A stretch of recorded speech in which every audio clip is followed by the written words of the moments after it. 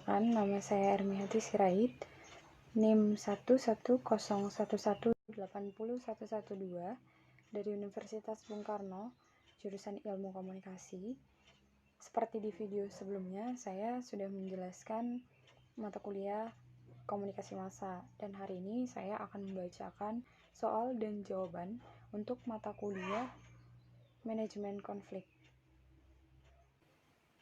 Untuk soal nomor 1, Elias Canetti berhasil mengungkap dimensi yang sebelumnya terlupakan dalam memandang manusia terkait dengan fenomena massa serta kekerasan massa.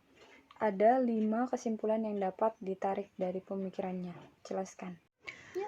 Ada 5 kesimpulan yang dapat ditarik dari pemikiran Elias Canetti. Yang pertama, manusia adalah makhluk yang memiliki aspek hewani dalam dirinya. Menurut Canetti, tanpa disadari, ada beberapa perilaku sehari-hari manusia yang mirip dengan hewan. Contohnya, seperti manusia dapat merubah sikap atau menempatkan sikapnya sesuai pada posisi atau situasi dan kondisi yang terjadi. Hal ini sama seperti bunglon yang akan merubah warna kulitnya sesuai dengan habitatnya. Kemudian, manusia yang berusaha untuk melindungi diri dari orang-orang yang akan menyakitinya. Hal ini sama seperti cumi yang mengeluarkan tinta hitam untuk melindungi diri. Yang kedua, manusia bisa mengalami perubahan. Manusia dapat mengalami perubahan sesuai dengan masa dan keadaannya. Seseorang yang sabar dan tidak suka dengan kekerasan akan dapat berubah jika dihadapkan dengan massa yang suka mengeroyoki pencopet misalnya. Ia bisa saja berubah menjadi kasar jika ia menganggap bahwa pencopet harus dimusnahkan.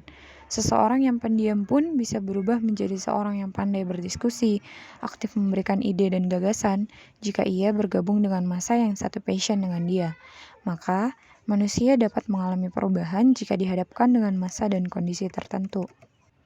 Yang ketiga, manusia merupakan produk kemampuan manusia untuk mengubah dirinya memiliki dua sisi.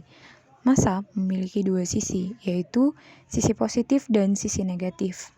Sisi positifnya adalah mencipta atau meminta hak dan tanggung jawabnya kembali jika hak dan jika massa merasa hak dan tanggung jawabnya mulai diabaikan.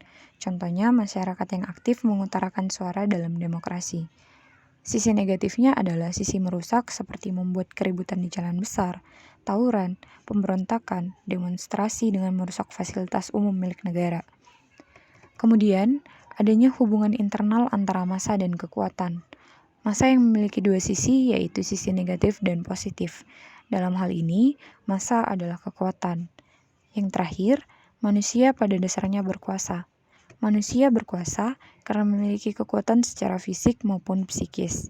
Fisik seperti merusak dan psikis seperti mengelabui atau menipu. Soal nomor 2. Pada hakikatnya, setiap manusia memiliki naluri merusak, yaitu naluri kekerasan. Dalam keadaan tertentu, naluri kekerasan dapat dicegah dengan adanya berbagai jenis social control dalam masyarakatnya. Sebutkan dan jelaskan 5 konsep dari kekerasan massa. Ada 3 konsep dasar kekerasan massa. Yang pertama, pengertian kekerasan.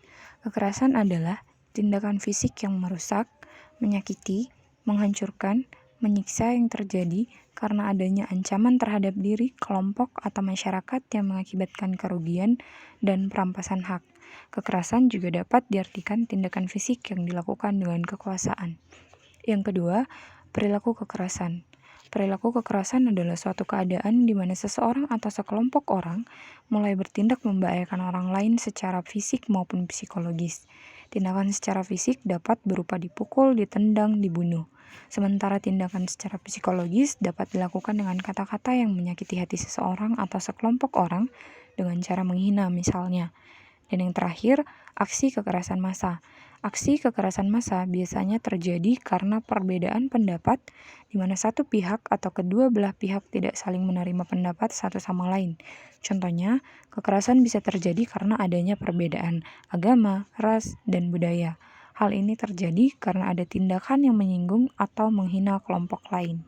Untuk soal nomor 3, ada 3 akar kekerasan dalam pandangan Budi F. Hardiman dalam bukunya Memahami Negativitas, diskursus tentang massa, teror, dan trauma. Karena kompleksnya peristiwa kekerasan, Akar-akar penyebarannya juga kompleks. Akan tetapi, dapat difokuskan pada 3 akar kekerasan yang berkaitan dengan kondisi humana, yaitu yang bersifat epistemologis, antropologis, dan sosiologis. Jelaskan. Ada 3 akar kekerasan. Yang pertama, bersifat epistemologis. Artinya, proses pengenalan manusia terhadap manusia lainnya. Jika 2 atau 1 pihak menganggap 1 pihak lainnya adalah sesamanya atau temannya, maka kemungkinan untuk timbulnya kekerasan akan sangat minim. Sebaliknya, jika 1 pihak menganggap 1 pihak lainnya musuh atau tidak sama dengan dia, maka kemungkinan terjadi kekerasan akan sangat besar. Yang kedua, akar antropologis. Akar antropologis berarti kekerasan. Individu tidak akan melukai dan melakukan kekerasan secara naluri. Akan tetapi, kewajaran dalam melukai adalah sebagai sesuatu yang bernilai. Dan yang terakhir, akar sosiologis. Akar sosiologis yang dimaksud yaitu maraknya kekerasan di mana-mana, artinya memperlihatkan frustasi sosial yang tengah terjadi di sebagian masyarakat. Penegakan hukum yang kurang konsisten biasanya akan menjadi penyebab masyarakat tidak lagi menghargai hukum. Yang terakhir, pemahaman suatu masalah merupakan dasar berpijak untuk memecahkan masalah, menanggulangi, atau mengontrol masalah. Sebutkan dan jelaskan 9 pokok pikiran untuk mencegah atau menanggulangi kekerasan massa. 9 pokok pikiran menanggulangi massa. Yang pertama, keseriusan dalam menghadapi kejahatan dalam masyarakat. Diperlukan upaya yang serius oleh aparat kepolisian dalam upaya mengurangi tingkat kekerasan, seperti keamanan yang semakin ditingkatkan dan sanksi bagi pelaku yang menimbulkan efek jera. Yang kedua, penegakan hukum. Penegakan hukum sangat diperlukan dalam mengurangi tingkat kekerasan. Jika hukum konsisten, maka masyarakat tidak akan sepele dengan hukum dan akan menghargai hukum. Yang ketiga, menurunkan kejahatan sekaligus menurunkan tingkat relative deprivation masyarakat.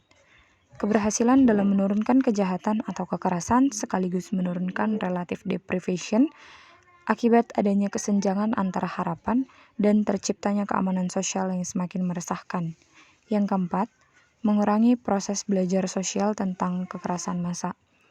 Perlunya merubah gaya pemberitaan media massa tentang kasus kekerasan massa, karena dengan media berita sekarang, orang-orang atau massa dapat mempelajari tindakan kekerasan yang terjadi di berita.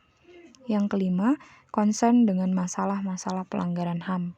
LSM perlu merubah dukungan terhadap kekerasan massa diubah menjadi dukungan terhadap penangkapan kasus pelaku kejahatan tanpa kekerasan massa. Yang keenam, konsen dengan kasus kekerasan massa perlu menghidupkan lembaga kepemudaan dan lembaga sosial lainnya. Perlunya menghidupkan lembaga atau organisasi yang memiliki aktivitas-aktivitas positif di dalamnya, sehingga pemuda dapat meningkatkan citra diri, passion, serta rasa sosialisasi yang tinggi terhadap sesama. Yang ketujuh, mengedepankan kekitaan dalam mewujudkan kebersamaan bersama masyarakat. Para pemimpin sebaiknya lebih fokus terhadap kepentingan bersama, yaitu kepentingan seluruh rakyatnya demi kesejahteraan bersama, bukan hanya mementingkan kepentingan dari para sesama pemimpin. Yang kedelapan, mencegah kesalahan persepsi dan komunikasi tentang berbagai aspek kehidupan. Para pemimpin berkomunikasi secara intensif dan efektif agar tidak menimbulkan persepsi buruk di antara masyarakat. Yang terakhir, mengembangkan upaya intervensi untuk meredakan konflik. Membangun hubungan yang kooperatif antar kelompok seperti memberikan kontribusi agar tidak terjadi pemikiran yang dapat menimbulkan konflik. Demikian pembacaan 4 soal beserta jawaban dari hasil UTS dalam mata kuliah Manajemen Konflik saya. Bila ada kata-kata yang salah, mohon dimaafkan. Terima kasih.